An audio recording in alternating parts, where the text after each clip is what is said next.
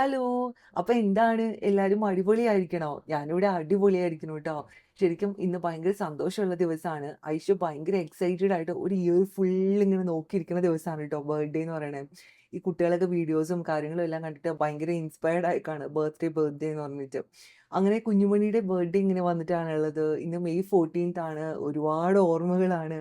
ശരിക്കും പറഞ്ഞാൽ മെയ് 14ന് ഒരു 6 ഇയേഴ്സ് മുമ്പ് ഈ സമയത്തൊക്കെ ഫുള്ള് പെയിനായിട്ട് ഞാനിങ്ങനെ ഹോസ്പിറ്റലിലാണ് ട്ടോ.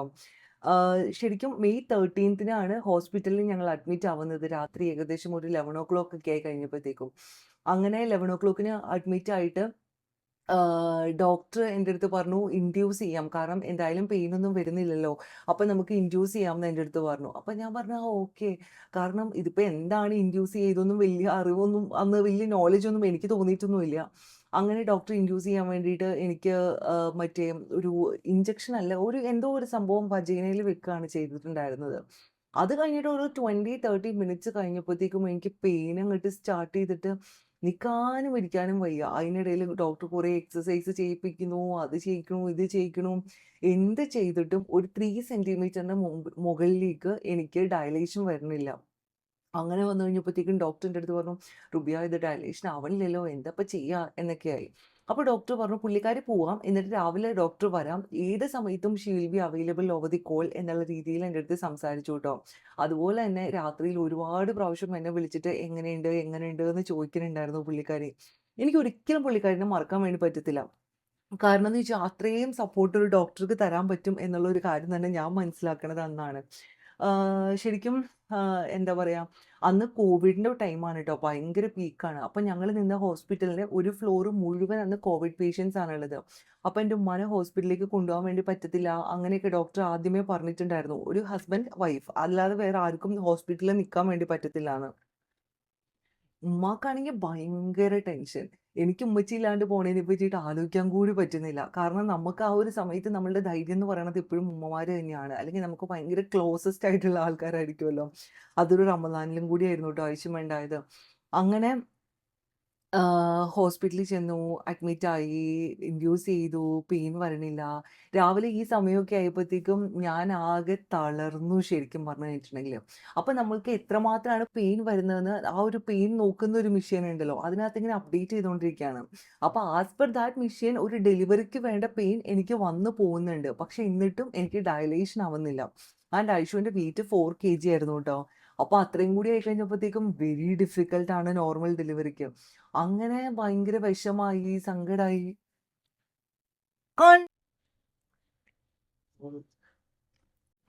അങ്ങനെ പിന്നെ വിഷമായി, സങ്കടായി.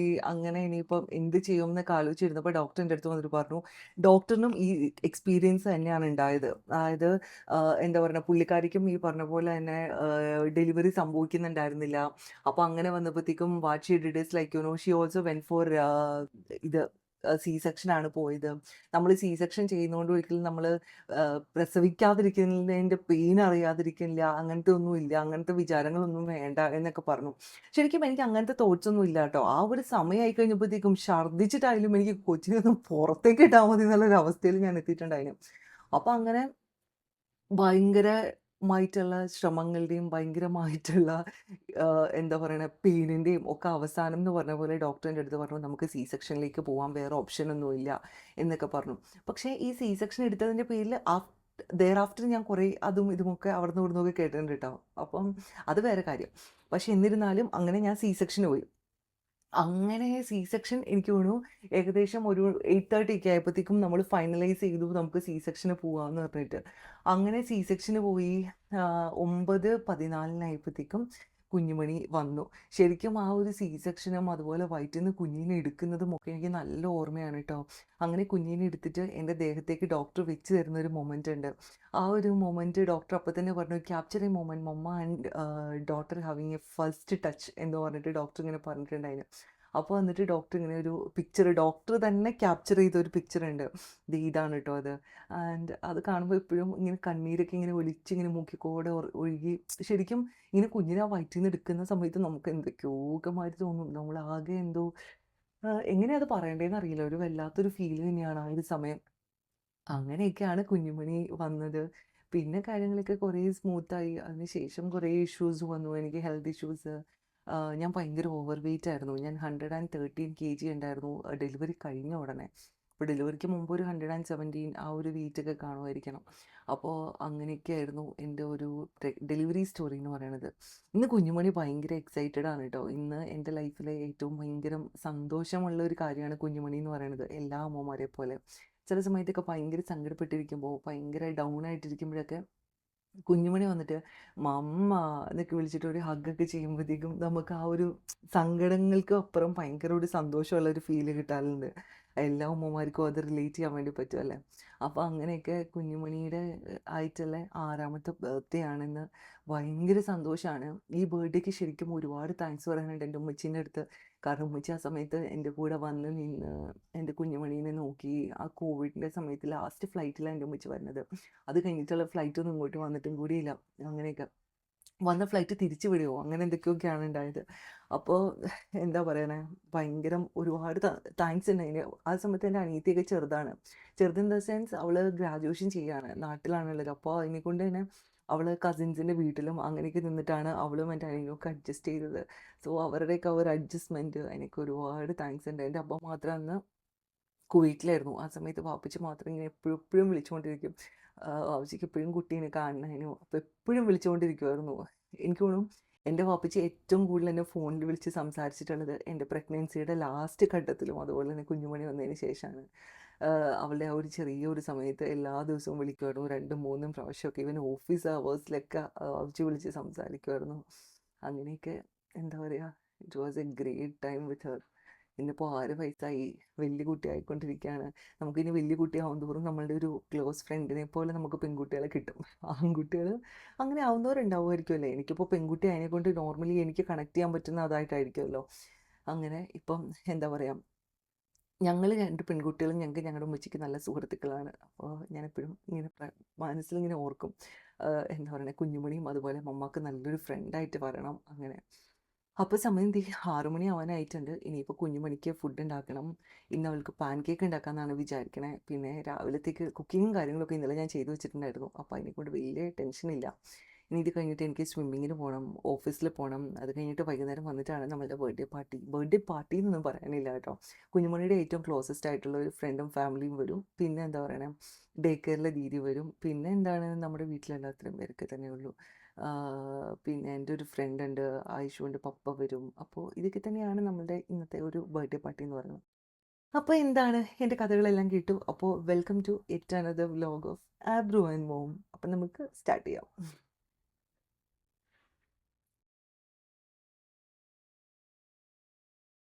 ഈ പാൻ കേക്ക് ഉണ്ടാക്കാൻ വേണ്ടിയിട്ട് അത്യാവശ്യം നല്ല ഈസിയാണ് കേട്ടോ. ജസ്റ്റ് ഒരു ബനാന എടുക്കുക, നല്ലതുപോലെ അതങ്ങ് മാഷ് ചെയ്യുക. അതിനകത്തേക്ക് ഒരു മുട്ട ഇടുക, കുറച്ച് പാലൊഴിക്കുക, പിന്നെ ഗോതമ്പ് പൊടിയോ ഓട്സിൻ്റെ പൊടിയോ റാഗിൻ്റെ പൊടിയോ എന്തെങ്കിലുമൊക്കെ ആയിട്ട് മിക്സ് ചെയ്യുക. പിന്നെ നമ്മൾ ഇച്ചിരി ഉപ്പും കൂടി ഇട്ടിട്ട് കോരി ഒഴിച്ചിട്ട് നമുക്കത് ഉണ്ടാക്കിയെടുക്കാം. ഡേറ്റ്സിന് വേണമെങ്കിൽ ഡേറ്റ് സിറപ്പോ അല്ലെങ്കിൽ ഡേറ്റ്സ് അരച്ചതോ ചേർത്തിട്ട് മധുരത്തിന് നമുക്ക് ഇതാക്കാൻ വേണ്ടി പറ്റും. അങ്ങനെ എങ്ങനെയെങ്കിലുമൊക്കെ നമുക്കൊന്ന് മിക്സ് ആൻഡ് മാച്ച് ചെയ്തിട്ട് നമുക്ക് പൊടികൾ മിക്സ് ആൻഡ് മാച്ച് ചെയ്തിട്ട് നമുക്ക് ഈ സെറ്റാക്കി എടുക്കാൻ വേണ്ടി പറ്റും. ഞാൻ ഈ പാൻ കേക്ക് ഉണ്ടാക്കുന്ന സമയത്ത് തന്നെ ഇപ്പോൾ സമയം ഒരു 6 മണി ആയിട്ടേ ഉള്ളൂ. ഐഷുദേ നേരെ എഴുന്നേറ്റ് വന്നു കേട്ടോ. നോർമലി അവളെ വിളിച്ചിരിക്കണം. ഒരു 2-3 പ്രാവശ്യം വിളിച്ചാൽ മാത്രമേ ഐഷു എഴുന്നേക്കുള്ളൂ. ഇന്ന് ബർത്ത്ഡേയുടെ എക്സൈറ്റ്മെൻറ്റ് താങ്ങാൻ വയ്യാണ്ട് ആരും വിളിക്കാണ്ട് തന്നെ കുഞ്ഞുമണി ഇത് എഴുന്നേറ്റ് വന്നിട്ടുണ്ട് കേട്ടോ. എന്തൊക്കെയാണോ സംഭവിക്കുന്നതെന്ന് ഒരു ഐഡിയ ഇല്ല. അത്രമാത്രം ഹാപ്പിയാണ് പുള്ളിക്കാരിക്ക്. ഗുഡ് മോർണിംഗ് കുഞ്ഞി. ഗുഡ് മോർണിംഗ് കുഞ്ഞി. ഐ ലവ് യു കുഞ്ഞി. ഹാപ്പി ബർത്ത്ഡേ ഷേക്ക് ഹാൻഡ് താ ആദ്യം. ഇന്ന് നിന്നെ ആരും വിളിക്കേണ്ട വന്നില്ലല്ലോ ഇന്ന് ആരും വിളിക്കണ്ട കുഞ്ഞിനെ അല്ലേ. ഷേ തന്നെ എഴുന്നേക്കുന്നു. നാട്ടിൽ പോവാണോ? ബൈ. ഇത് എന്താ issue? It's a surprise. You wake up so early.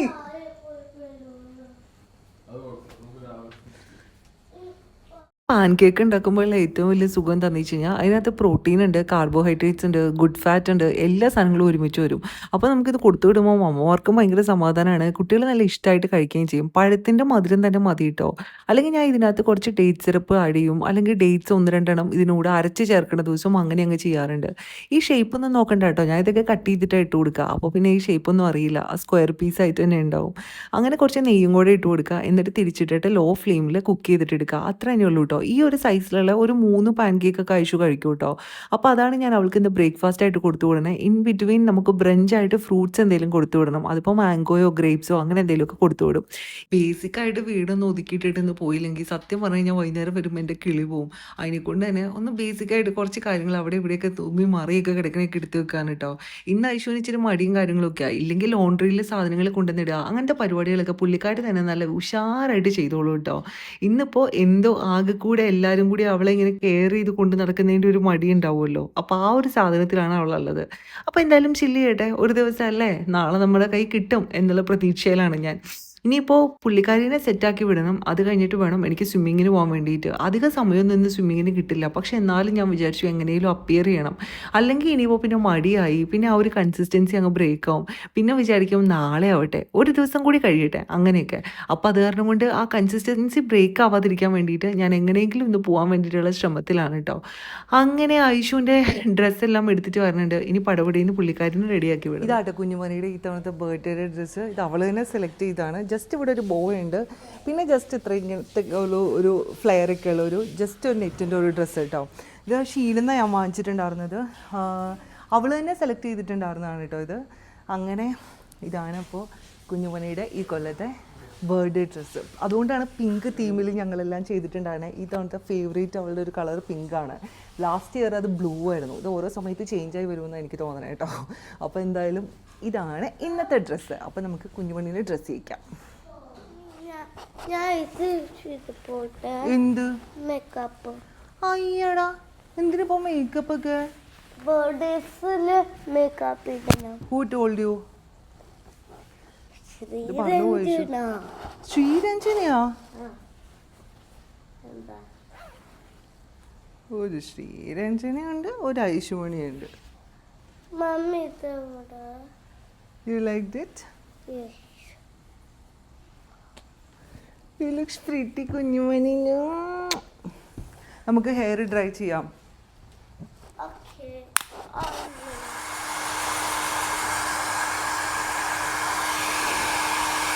കുറച്ച് മുടിയുള്ളതുകൊണ്ട് നല്ല എളുപ്പമുണ്ടല്ലേ Aishu? Easily we can do everything അല്ലേ? New style.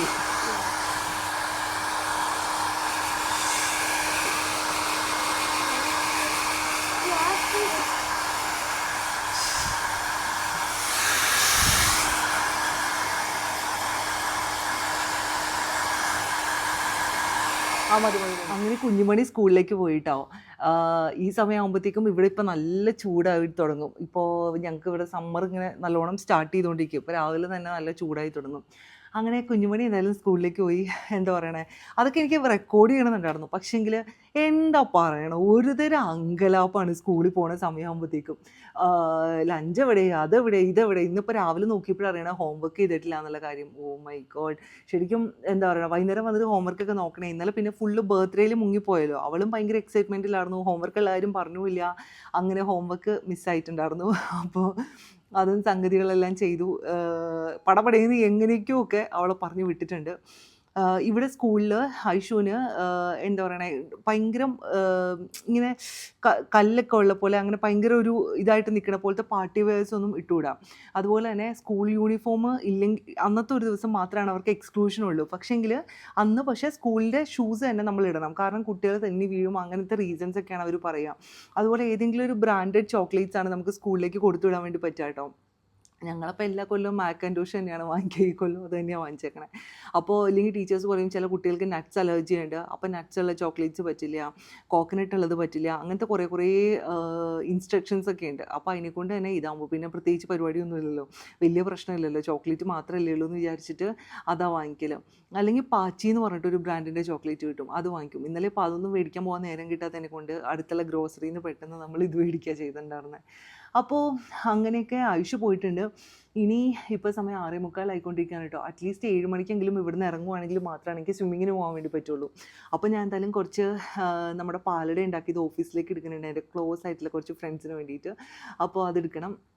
പിന്നെ പടപടയുന്ന ഞാൻ എൻ്റെ സാധനങ്ങളെല്ലാം എടുത്തിട്ട് ഞാൻ സ്വിമ്മിങ്ങിന് പോകാൻ കേട്ടോ. ഇനിയിപ്പോൾ സ്വിമ്മിങ് കഴിഞ്ഞിട്ട് അവിടെ നിന്ന് ഡയറക്റ്റ്ലി കുളിച്ച് ഫ്രഷായി ഞാൻ ഓഫീസിലേക്ക് പോകും. അങ്ങനെയാണ് എല്ലാ ദിവസവും ചെയ്യൽ. അപ്പോൾ ഞാൻ എൻ്റെ സാധനങ്ങളെല്ലാം തപ്പി പറക്കി എടുക്കട്ടെ എന്ന് എന്തായാലും ഓടി പോകാനായിട്ട്. അപ്പോൾ ശരി, നമുക്ക് വീണ്ടും കാണാം. ഇന്നലെ ഉറങ്ങാത്ത കാരണം കൊണ്ട് എത്രമാത്രം എനർജി എനിക്ക് കിട്ടുമെന്ന് എനിക്കറിയില്ല കേട്ടോ. ഭയങ്കരമായിട്ട് ടയേർഡായിട്ടാണ് ഞാനുള്ളത്. ടയർഡ്നെസ് എന്ന് വെച്ച് കഴിഞ്ഞാൽ രാവിലെ പഴം കഴിക്കണമെന്നുണ്ടായിരുന്നു, പക്ഷെ എനിക്കെന്തോ കഴിക്കാൻ പറ്റുന്നില്ല.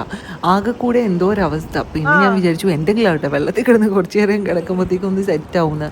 പക്ഷെ പ്രതീക്ഷിച്ച പോലെ അല്ല കേട്ടോ. കുറച്ച് ഫാസ്റ്റായിട്ട് അത്യാവശ്യം നല്ലോണം തന്നെ എനിക്ക് സ്വിം ചെയ്യാൻ വേണ്ടി പറ്റി. ശരിക്കും പറഞ്ഞു കഴിഞ്ഞിട്ടുണ്ടെങ്കിൽ ഇന്നലത്തെ ടയേർഡ്നെസ്സും അതുപോലെ തന്നെ ഇന്ന് രാവിലത്തെ ഗുസ്തിയും കാര്യങ്ങളും എല്ലാം കഴിഞ്ഞപ്പോഴത്തേക്കും സമയം ശരിക്കും നല്ലോണം പോയിട്ടുണ്ടായിരുന്നു. നോർമലി വിചാരിക്കുന്ന പോലെ എല്ലാ കാര്യങ്ങളും എക്സിക്യൂട്ട് ചെയ്തെടുക്കാൻ വേണ്ടിയിട്ട് പറ്റുന്നുണ്ടായിരുന്നില്ല കേട്ടോ. അതുകൊണ്ട് തന്നെ ഇന്ന് രാവിലത്തെ സ്വിമ്മിംഗ് എന്ന് പറയുന്നത് ശരിക്കും നടക്കും എന്ന് തന്നെ ഞാൻ വിചാരിച്ചതല്ല. പക്ഷേങ്കിൽ ഈ തവണ ഞാൻ ഒരു കാര്യം വിചാരിച്ചു, ഒരു 5 മിനിറ്റ് ആണെങ്കിൽ 5 മിനിറ്റ് അത് കൺസിസ്റ്റൻ്റ് ആയിട്ട് ചെയ്യുക എന്നുള്ളത് പോലെ ഞാൻ ഇങ്ങനെ വിചാരിച്ചു.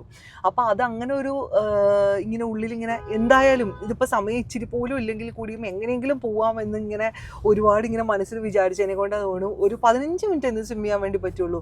എനിക്ക് തോന്നുന്നു 4 റൗണ്ട് അങ്ങോട്ടും ഇങ്ങോട്ടും അത്ര മാത്രം. അതിൽ കൂടുതലൊന്നും നമുക്ക് ചെയ്യാൻ വേണ്ടി പറ്റിയില്ല. പക്ഷെ എന്നിരുന്നാലും നമ്മളിന്ന് പോയി സ്വിം ചെയ്തു. ഭയങ്കര സന്തോഷമുണ്ട് കേട്ടോ. ഇത് നിങ്ങൾ ആരെങ്കിലും ഏതെങ്കിലും ഒരു എക്സസൈസോ അല്ലെങ്കിൽ എന്തെങ്കിലും ഒരു റുട്ടീൻ സ്റ്റാർട്ട് ചെയ്യുന്ന ആൾക്കാർ നമുക്ക് വിചാരിക്കും, എനിക്കെപ്പോഴും സന്തോഷം കിട്ടണത്, നോർമലി ഞാനെന്ന വ്യക്തിക്ക് സന്തോഷം കിട്ടണത് കണ്ടിന്യൂസ് ആയിട്ട് ഞാൻ വിചാരിക്കുന്ന പോലെ ഒരു മണിക്കൂർ ജിമ്മിൽ പോയി വർക്കൗട്ട് ചെയ്താൽ അപ്പം എനിക്ക് ഭയങ്കര സന്തോഷം കിട്ടും. അങ്ങനത്തെ ഒരു കൈൻഡ് ഓഫ് ആളാണ് ബേസിക്കലി ഞാൻ കേട്ടോ. പക്ഷേങ്കിൽ എൻ്റെ ആ ഒരു ചിന്താഗതി കുറേ മാറിയത്. എൻ്റെ ഒരു ഫ്രണ്ട് എൻ്റെ അടുത്ത് എപ്പോഴും പറയും, ബി കൺസിസ്റ്റൻറ്റ്, നിനക്കൊരു 5 മിനിറ്റേ പറ്റുള്ളെങ്കിൽ നീ 5 മിനിറ്റ് എന്തെങ്കിലും ചെയ്യുക എന്നിങ്ങനെ എൻ്റെ അടുത്ത് പറയും. ആദ്യം എനിക്ക് അതിൽ നിന്നൊരു സന്തോഷം കിട്ടാത്തതിനെ കൊണ്ട് ഞാനത് ചെയ്യലേ ഉണ്ടായിരുന്നില്ല. പക്ഷേങ്കിൽ ഇപ്പം ഞാനതാണ് പ്രാക്ടീസ് ചെയ്യണത് കേട്ടോ. പക്ഷേങ്കിൽ അത് ഭയങ്കര അടിപൊളിയാണ്. നമുക്ക് എപ്പോഴും നമ്മൾ വിചാരിക്കുന്ന പോലെ 100% എഫക്റ്റീവായിട്ട് എല്ലാ ദിവസവും ചെയ്യാൻ വേണ്ടി പറ്റില്ല. അപ്പോഴത്തേക്കും നമുക്ക് ഇങ്ങനെയുള്ള കാര്യങ്ങൾ നമുക്ക് യൂസ് ചെയ്യാം കേട്ടോ. ഇനിയിപ്പം ഞങ്ങൾ ഡയറക്റ്റ് ഇവിടുന്ന് ഓഫീസിലേക്കാണ് നമ്മൾ പോകണം കേട്ടോ. അപ്പോൾ എന്താ കുട്ടി സാധനങ്ങളൊക്കെ എന്തായാലും നമ്മുടെ കൈക്കൂടെ ഉണ്ടാവുമല്ലോ പെൺപിള്ളേരാകുമ്പോഴത്തേക്കും. അപ്പോൾ എന്തായാലും എന്താ പറയണേ, നൈസായിട്ട് ഒന്ന് ജസ്റ്റ് ഒന്ന് വൃത്തിയായിട്ട് നേരെ ഓഫീസിലേക്ക് പോകുന്നുള്ള വിശന്നിട്ട് കണ്ടു കാണാൻ വേണ്ടി പറ്റുള്ള. എന്തായാലും അപ്പോൾ ഞാനെന്ന് പടവഴിയെന്ന് റെഡി ആവട്ടെ കേട്ടോ. എല്ലാം തീർന്നടൂ. ഇതിനകത്തൊന്നും ശരിക്കും ഒന്നുമില്ലയെന്ന് തോന്നണേ. ഇന്നും കൂടെ ഇടാനുള്ളതുണ്ട്. നാളെ ആകുമ്പോഴത്തേക്കും ഞാൻ വേറെ എവിടെ നിന്നും മേടിക്കേണ്ടി വരും. ഞാൻ ഇങ്ങനെ സൺസ്ക്രീൻ വാരി ഇടണ കാണുമ്പോഴത്തേക്കും ഒന്നും വിചാരിക്കണ്ട, ഇവിടുത്തെ സണ്ണ് അമ്മാരിയാണ് കേട്ടോ. സണ്ണ് മാത്രമേ ഉള്ളൂ, വേറെ ഒന്നുമില്ല. ഇപ്പോൾ ഭയങ്കര ചൂട് നീച്ചു കഴിഞ്ഞിട്ടുണ്ടെങ്കിൽ എന്താ പറയുക, രാവിലെ എഴുന്നേൽക്കുമ്പോൾ തൊട്ട് ചൂടാണ്. രാത്രി ചില സമയത്ത് ഞാൻ ഈ വർഷം തന്നെ ഒരു 3-4 പ്രാവശ്യം ഞാൻ കംപ്ലയിൻറ്റ് ചെയ്തു എൻ്റെ AC വർക്ക് ചെയ്യുന്നില്ല എന്ന്. ശരിക്കും പറഞ്ഞാൽ AC പ്രശ്നമൊന്നുമില്ല, ചൂട് കാരണം തന്നെയാണ്. എൻ്റേതൊരു സ്റ്റുഡിയോ ഫ്ലാറ്റാണ്. അപ്പോൾ ഒരു സൈഡിൽ AC ആ ഒരു സാധനം വരുന്നില്ല. അപ്പോഴത്തേക്കും അങ്ങനെ ഡയറക്റ്റ് തണുപ്പടിക്കാത്തതിനെ കൊണ്ട് നമുക്ക് വിചാരിക്കും തണുപ്പില്ല എന്ന് വിചാരിക്കും. അങ്ങനെ അങ്ങനത്തെ ഒരു പ്രശ്നമുണ്ട്. അപ്പോൾ അതിനെക്കൊണ്ടാണ് ഞാൻ ഈ സൺസ്ക്രീൻ വാരിക്കോരിയിടുന്നത് കേട്ടോ. എൻ്റെ മുഖത്താണെങ്കിൽ നിറയെ ഫ്രിക്കിൾസും വരുന്നുണ്ട്. അതേ കണ്ടോ, ഇവിടെ എനിക്ക് നിറയെ ഫ്രിക്കിൾസ് വരുന്നുണ്ട്. ഒരു പ്രാവശ്യം ഞാനത് നാട്ടിൽ വെച്ചിട്ട് കരിച്ച് കളഞ്ഞിട്ടുണ്ടായിരുന്നു. അപ്പോൾ ആ സമയത്ത് അതങ്ങനെ പോയിട്ടുണ്ടായിരുന്നു. പക്ഷേങ്കിൽ ഈ തവണ വീണ്ടും ആ സാധനം തിരിച്ചെത്തിയിട്ടുണ്ട്. ഇനി നമുക്ക് കുറച്ച് ലിപ്സ്റ്റിക്ക് ഇട്ട് കൊടുക്കാം.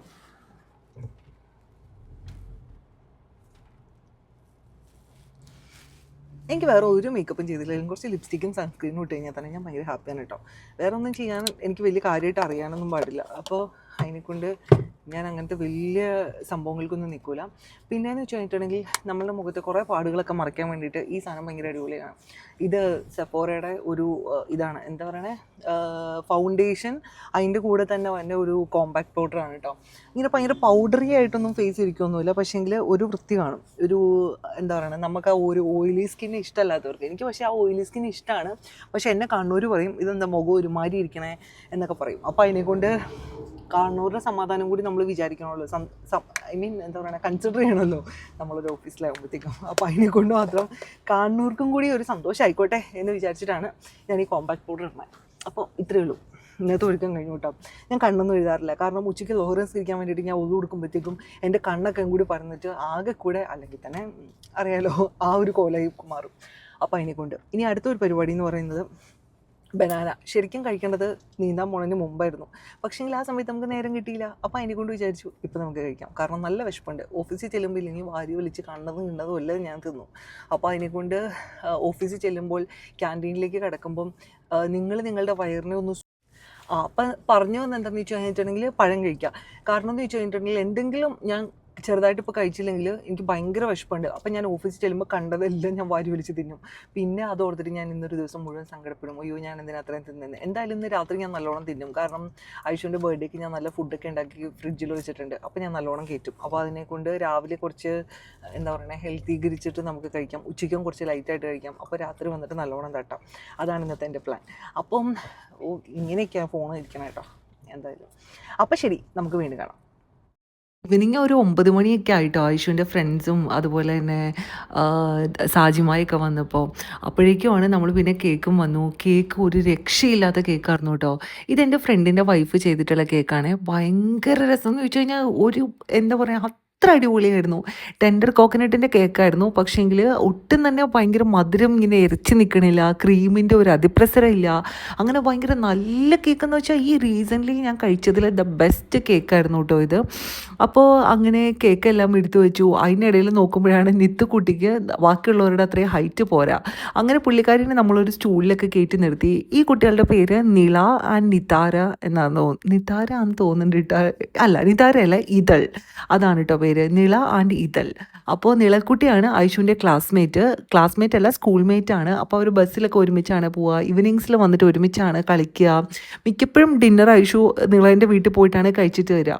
അപ്പോൾ അങ്ങനെയൊക്കെ ഉള്ളൊരു കൂട്ടുകെട്ടാണ് ഇവരുടെ ഇടയിലുള്ളത്. ഇനിയിപ്പോൾ പറഞ്ഞിട്ട് കാര്യമില്ലടോ, നമ്മൾ ഈ ഫ്ലാറ്റ് മാറിപ്പോകുമ്പോൾ ഈ ഫ്രണ്ട്സൊക്കെ ഇവിടെ ഇങ്ങനെ ലീവായി വേറെ എങ്ങോട്ടെങ്കിലുമൊക്കെ മാറിപ്പോവും, അല്ലെങ്കിൽ അവർ മാറിപ്പോവും. അങ്ങനെയാണ് ഇവിടുത്തെ ഒരു കൈൻഡ് ഓഫ് ഫ്രണ്ട്ഷിപ്പും കാര്യങ്ങളൊക്കെ വരിക കേട്ടോ. ശരിക്കും നമുക്ക് വിഷമം തോന്നും. ഇനി മാറാതെ നിൽക്കണത് ഏകദേശം ഒരു 1.5 വയസ്സിലാണ് ഈ നിൽക്കണ സാജിമയുടെ കയ്യിൽ ഐഷുവിനെ ഞാൻ കൊണ്ട് കൊടുക്കണേ.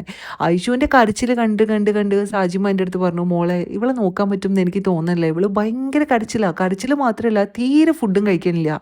അങ്ങനെ പറഞ്ഞാൽ എനിക്ക് ഭയങ്കര സങ്കടമായി. ഞാനാകെ 2-3 മെയ്ഡിനെ മാറ്റി. പുള്ളിക്കാരി ഒരൊറ്റ മെയ്ഡിൻ്റെ കൂടെയും സെറ്റാവില്ല. അങ്ങനെയാണ് ഞാൻ ഡേ കെയറിൽ കൊണ്ടുവന്ന് വിട്ടത് കേട്ടോ.